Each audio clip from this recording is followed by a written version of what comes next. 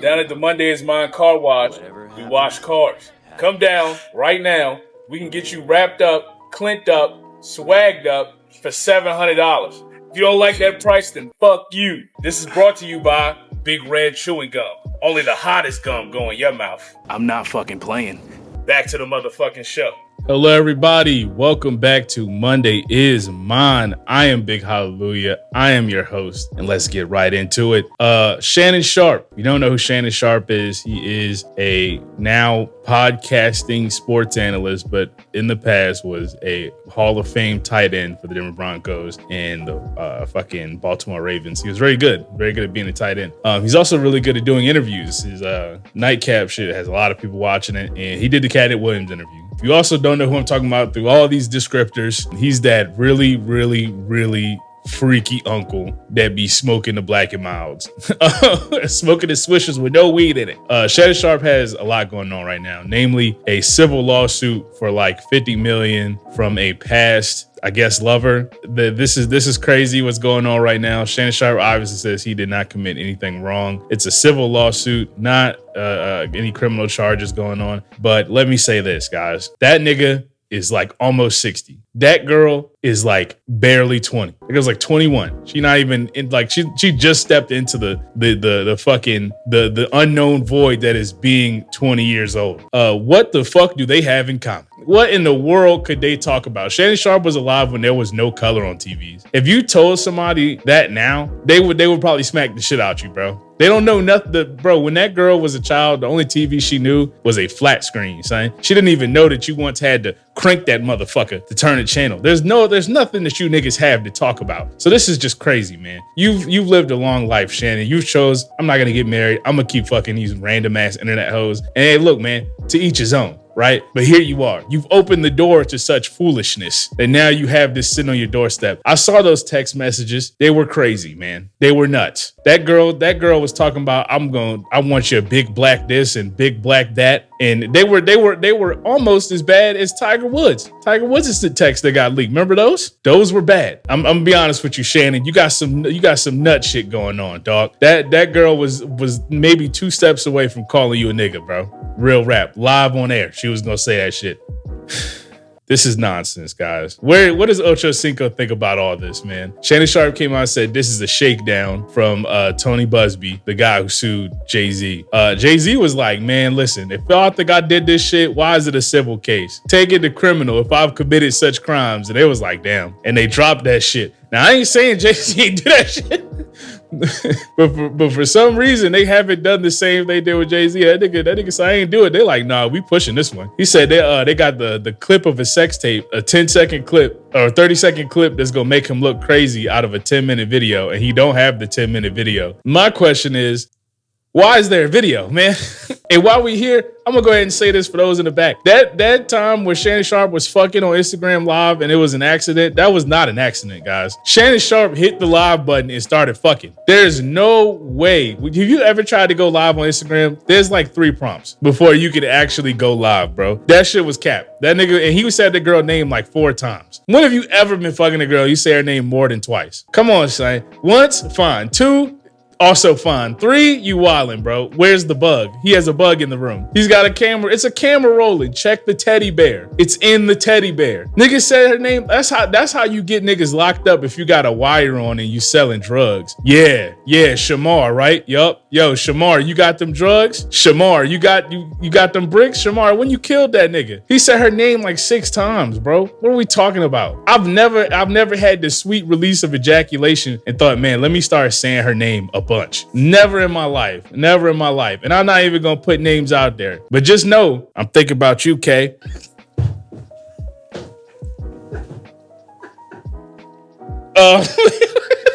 No, the girl is 21 years old. She's an OnlyFans model, which means she didn't even try. And no disrespect to OF models, somebody's got to do it. You know what I mean? So I don't look down upon your profession. Somebody's got to do porn, or else we watch. You feel me? Now, I will say this. A lot of y'all are scamming. If I pay 18 to get in, don't charge me 40 for a video. You know what I'm saying? And I know a lot of y'all niggas can relate. I know a lot of y'all niggas gonna front and be like, well, what does that mean? Y'all niggas know what that shit mean. Stop fronting for the cameras, bro. A lot of y'all niggas be scamming, bro. Do I want to pay more for this OnlyFans page than Netflix? In recent years, yes. But most of the time, no, I do not. That girl started hoeing immediately. She knew what was up in the air, man. And there's money out there to be made. If there's money to be made, go get that. You feel me? But this is the wrong way to do it. Do I think Shannon Sharpe has done these things?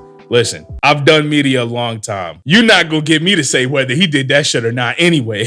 So it's in the air. I won't be made a fool of. I'm not going to say he ain't do it and then 2 weeks later come out he did and y'all come back to my video and tell me that I was wrong. I'm going to say I don't know. I don't know that nigga. That's between them and God. You feel me? We'll see if he cough up that settlement money or if the cases get dropped. But it's not looking good for your boy out there, man. Hey, please, for the love of God, do not drop that 10-minute video. Please. Please, I am begging you, do not drop that shit there. That's like when the nigga was holding that yellow cake on Dave Chappelle. Nigga was like, don't drop that shit there. Please don't drop. The streets do not need it. I'm telling you, you're gonna send us back to the Stone Age, bro. He gonna drop that 10-minute tape drop. That's like the first stop of nuclear war. That's Archduke Ferdinand getting assassinated. You drop that fucking USB off in the middle of Japan and see what happened. Nigga, they hold shit up. And I say all that to say this, guys. Please, for the love of God, stay within your age range. Please. Do not go, bro. Do I need to say how old Shannon Sharpe was when that girl was a baby? Is that the contrast we need to break up? Am I saying he's a creep? No, but that shit is weird. You know what I mean? Please stop. Shannon Sharpe, I hope that you don't wear those little fanny bags no more. Please. I don't know. There's nothing wrong with wearing them, but for some reason you wear it weird. I'm not fucking playing.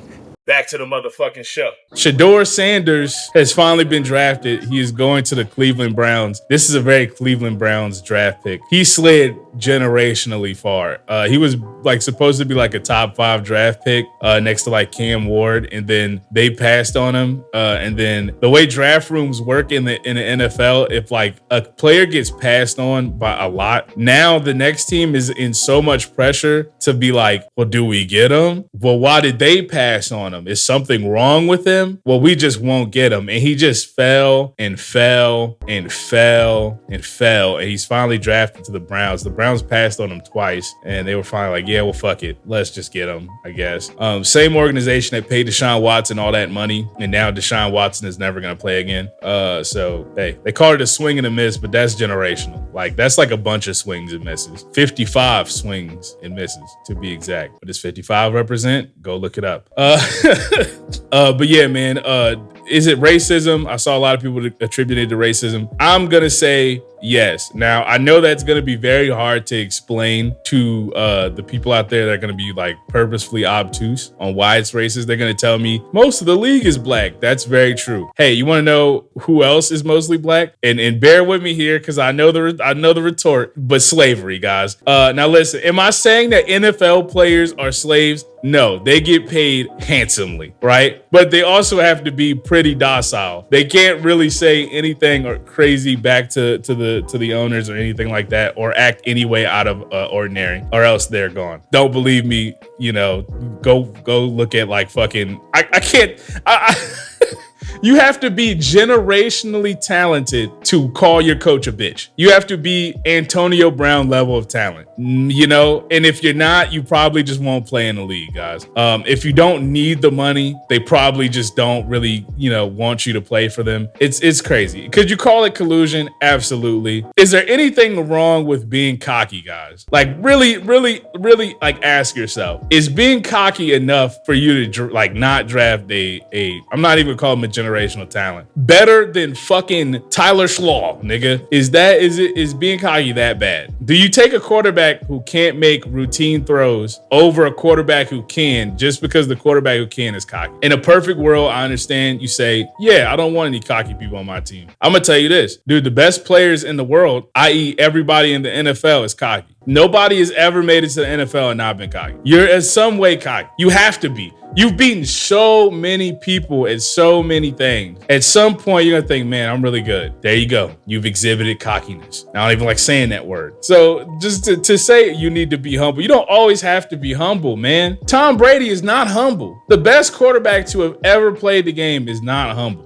Tom Brady talks shit. Peyton Manning talks shit. Ben Roethlisberger talk shit. Name any quarterback that won a Super Bowl that wasn't talking shit. They all talk shit, man, and everything. LeBron talks shit. So that's like, I need to stop hearing that. I saw like Colin Cowherd go on his podcast and say, just be humble, everybody. Colin Cowherd's not humble. He's not even practicing what he preached. You telling these people they need to be humble. You're not humble, man. What? You get on here and you bash the sports players all day about things they could have did better. That's pretty cocky, man. To a nigga that can't play the sport and you doing it is cocky to me. So I don't know. It's just weird. But he's going to the Browns now. The Browns have like 5 quarterbacks. So I really don't know what's going on in that locker room. I don't know who wins that starting job. Maybe SHEDEUR wins it. Who knows? I don't know. The Browns suck, man. Everybody needs a quarterback, but let's not pick the cocky guy. Yeah, this is disgusting, man. This is one of the drafts of all time. I definitely didn't fuck with it. But who cares about football, guys? Basketball is going on. Let's talk about Lou Dort. Lou Dort is not a dirty player. I'm going to go on the record and say that right now. However, it is very interesting that every time somebody's playing the Thunder and they get hurt, Lou Dort is in on the play. That is very interesting. What does that come from? Is that being a chippy defender? Is that being like a tough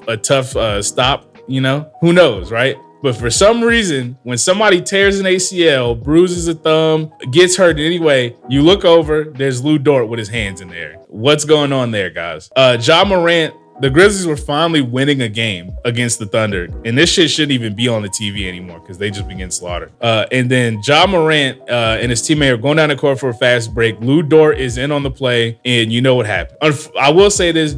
Ja Morant had a lot to do in that as well. Ja has to stop jumping at the rim with reckless abandon, bro. He's more interested in the poster than winning the game. Please stop doing it. He did the same shit against the Lakers like a year or 2 years ago. He flew in the fucking air and landed on his damn face. Stop doing that, man. It's a 2-on-1 fast break. You have it. Just lay the ball up. This nigga, instead of doing that, he's so far in the air, his nuts are over Lou Dort. Why? I can't even be that mad at Lou Dort. He was clearly an accident. It's just that it's very funny how he always has these accidents. It's not a coincidence anymore. You got fucking the Magic series. Cole Anthony grabbed Jaylen Brown and slung him to the ground, and Jaylen got hurt. And when does it stop? The Magic have no chance of beating the Celtics. This is not tough guy basketball. That was just Cole Anthony being like, man, I'm tired of losing, and just slung that nigga. We have these people on our teams for a reason. Tell somebody to get up off the bench and go punch Cole Anthony in the face, pay the fine, keep the game going. Stop all that tough guy shit right there, man. Malice in the Palace at one time. Do you think the NBA's gonna stop the playoffs? They won't. The Pistons and the Knicks. I'm a Knicks fan, so I'm gonna say it before we get into this. If you think for 1 second that the Pistons aren't fouling the fuck out of Jalen Brunson on every drive, you have another thing coming. They are smacking that nigga. They are punching that nigga. They are tripping that nigga. Anything you could think of. And they are not getting called for it that often. All this Jalen Brunson be foul baiting. In game 2, them niggas shot like 24 free throws when we were at 8. So clearly the foul baiting wasn't working. You know what I'm saying? And Jalen Brunson, like, he just got into a fight with fucking Francis Ngannou after the game. So game 3 came and the game was called pretty evenly. I don't have the free throw numbers on hand, but I'm pretty sure they were almost even. And, you know, we won. And not to say this, you guys definitely tried to cheat at the end of the game. 0.5 seconds left. Jalen Brunson shoots a free throw, misses it on purpose. They run the clock out before a Pistons player touches the ball. So what does the NBA decide to do? Well, let's just let him inbound the ball with 0.5 seconds left instead of the game being over. Because if you get a rebound with 0.5, you can't get a shot off. Let's let them get a shot off.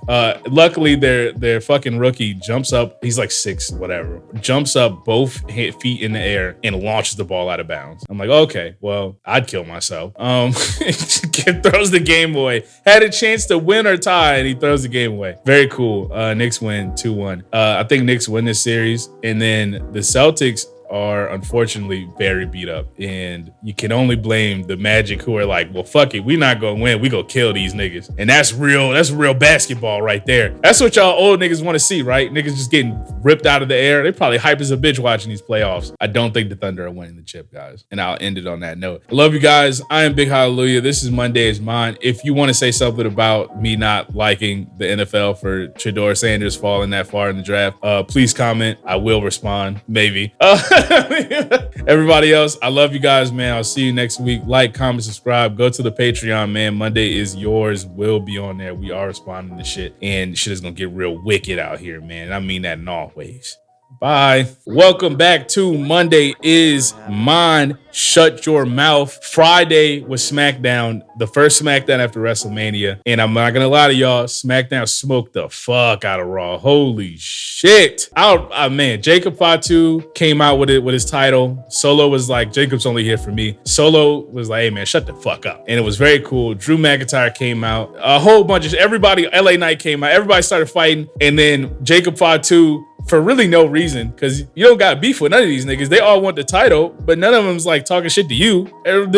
Jacob Fatu, for no reason, suicide dive, boom, hit that nigga, bang. Suicide dive is when you bounce off the ropes on the other side and you jump over the other fucking ropes like full speed and just land on niggas outside the ring. Jacob Fatu did that because he's one of the best fat niggas ever. Boom, lands on all them niggas. Do a moonsault, do another moonsault. Hold the belt up. That nigga looked crazy. He beat the shit out of everybody. That's how you make a champion look, guys. If you need an idea on how to make your champion look, if you want him to look tough, look strong, make him beat the fuck out of everybody. It's that simple. That was a very crazy night. Selena Vega won fucking the U.S. title from Chelsea Green, the women's U.S. title from Chelsea Green. She's very short, but I'm gonna tell you something. That's a lot of woman right there.